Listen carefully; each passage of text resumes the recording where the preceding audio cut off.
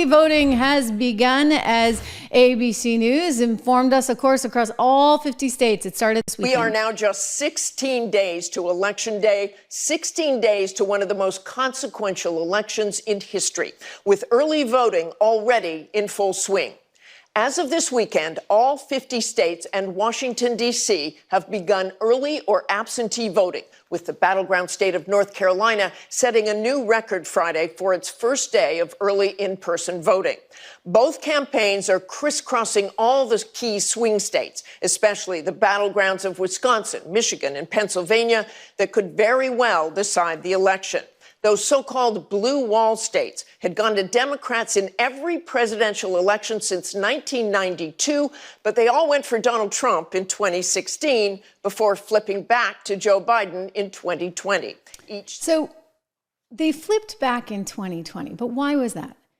Maybe it was oversaturation in the media. The media was scaring everybody. Everybody was exhausted by it. They thought, okay, well, maybe we can get someone nice in there. And after all, the economy was doing great. Think about it. We never should have shut down the way we shut down. And I think that will be debated for decades to come, whether that was the right move. I stand by my call, which was that, that didn't make a ton of sense. But, we were down 30 some odd percent, and then we were up 30 some odd percent when you look at the GDP numbers. And so the economy had really started to stabilize. There was no inflation. I think people felt pretty good, right? They felt pretty good, and they were just like, all right, well, here's this nice guy, and he's campaigning from his basement, but, he sounds nice. And nobody challenged him on policy. I was going crazy at the time. I had this show at the time, and I was like, you guys, we actually have to focus on the policies, because if he drives this economy down, if he puts us in a challenging or dangerous position internationally, we're really going to regret that. Like, you can do a lot of harm in 4 years. And it was close, but a lot of places that originally had voted for Trump, they came around, they voted for Biden. All right. So look what we got. It's on the screen. A 34% increase in energy prices. Fuel oil up 37%. Think about how hard that is for people that are trying to heat their homes this winter.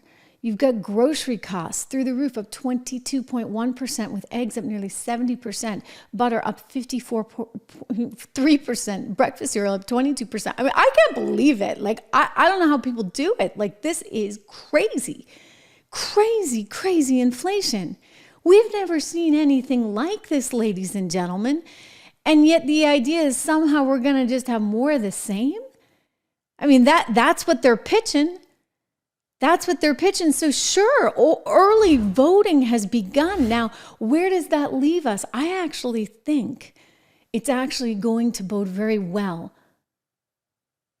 for Donald Trump. I was looking at the numbers, for example, out of Virginia. I was also looking at some Illinois numbers recently.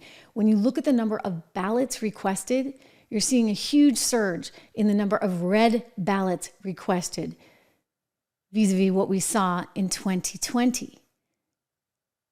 Or even versus what we saw in 2016. So in other words, you're seeing a lot of conservatives requesting ballots on the absentee front. Now, granted, you always have a lot of liberals, those on the left, requesting absentee. They've really mastered this. But Lara Trump came in, and she's worked aggressively to make sure that the Republicans are playing that game too.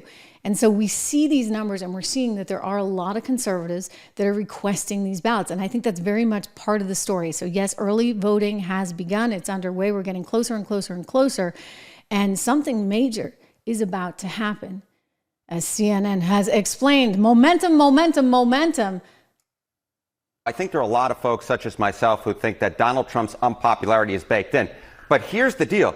If you believe that Donald Trump has somehow become less popular over time, let me change your mind about that. In fact, he is more popular at this point in the campaign than he was at this point in the 2020 campaign or the 2016 campaign. Look, he's still underwater, right, with a negative 9-point net favorability rating. But that is higher than he was in 2020 at minus 12 points when he nearly won. And it is way higher than the minus 27 net favorability back in 2016 when he did win. So I think there's this real question in Kamala Harris's mind, in the campaign's mind, why is Trump more popular now than he was at this point in 2020 and 2016? And I think that is why you're seeing the sharpening attacks, because they want to put him back down to here, or even there's no way that they're necessarily going to back down to here, but they want to make Trump more unpopular than he is right now, because he's more popular now than at either point in 2020 or 2016. But how do you do that? I mean, how do you make him more unpopular right now?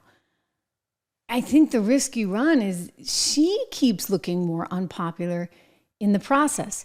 There was that little incident over the weekend where she was at a rally, I guess, and someone yelled out, like, Jesus is the Lord.